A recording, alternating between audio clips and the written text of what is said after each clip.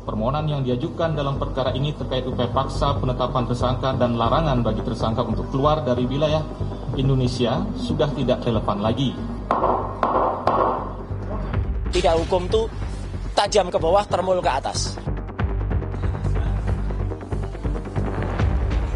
Lagi-lagi permohonan pra-peradilan tersangka fitnah ijazah Jokowi Roy Suryo ditolak hakim.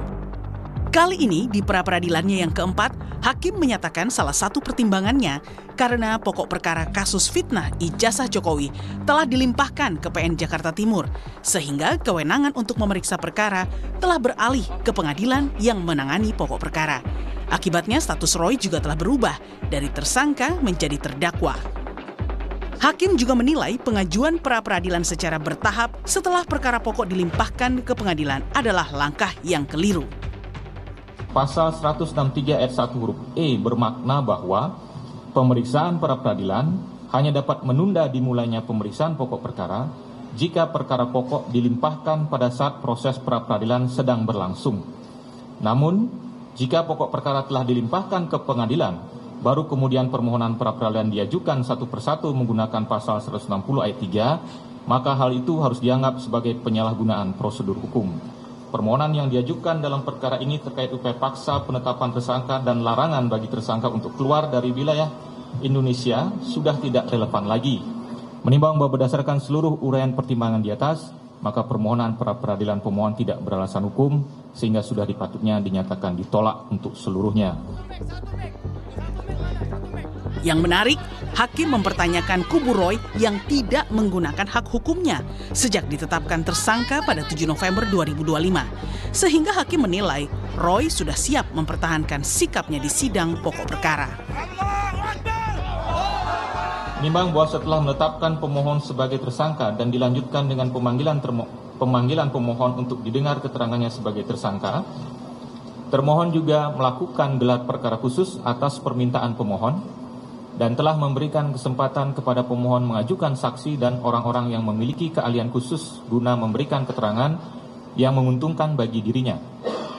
Setelah diberikan kesempatan mengajukan bukti yang meringankan, pemohon tidak menggunakan hak hukumnya mengajukan pra-peradilan untuk menguji penetapan tersangka tersebut. Selanjutnya, hingga hasil penyidikan dinyatakan lengkap oleh penuntut umum di tanggal 30 April 2026, pemohon juga tidak mengajukan pra-peradilan untuk menguji penetapan tersangka. Hakim berpendapat bahwa sikap pemohon ini adalah bentuk pengabaian hak hukum yang secara sadar dilakukannya dan sekaligus menunjukkan kesiapan pemohon untuk membela diri dalam pemeriksaan pokok perkara. Usai sidang, Roy Suryo mengaku heran atas pertimbangan hakim dalam menolak pra-peradilannya yang keempat. Menurutnya, status dirinya sebagai terdakwa belum sah karena ia belum menjalani persidangan kasus fitnah ijazah Jokowi. Seakan tak kapok, Roy tegaskan ia sudah ajukan pra-peradilan yang kelima. Kami tetap mengajukan pra-peradilan yang kelima dan itu nanti akan mulai disidangkan pada tanggal 31 Agustus tahun 2026 minggu depan. Ini yang menjadikan keheranan saya juga ke para kuasa hukum karena tadi hakim juga mengatakan status saya sudah berubah menjadi terdakwa. Padahal kita tahu Pak Refli Harun tadi juga sudah mengatakan status tersangka menjadi terdakwa itu kalau sudah duduk di kursi persidangan dan dakwaan dibacakan. Nah, jadi itu belum terlaksana.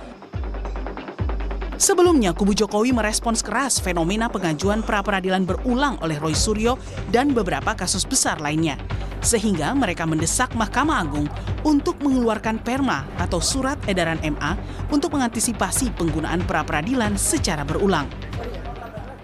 Ini akan mencerminkan bahwa akan terjadi permainan yang menjadi role model yang cukup tidak baik bagi penerapan hukum di Indonesia, yang melupakan pokok perkara atau melupakan satu tindakan hukum yang memang melanggar prinsip, sekali lagi, bahwa di mana tidak adanya kejelasan terkait prapit, maka niscaya sesuai dengan apa yang telah kita pelajari bersama di Fakultas Hukum, bahwa ini telah melanggar prinsip hukum itu sendiri.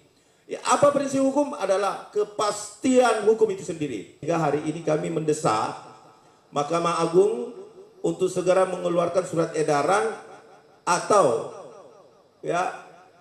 peraturan Mahkamah Agung dan atau di tingkat bawahnya langsung melaksanakan penetapan.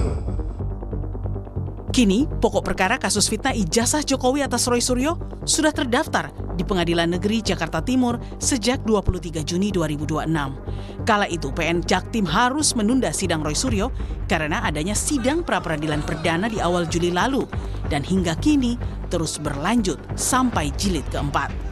Tim Liputan, Kompas TV.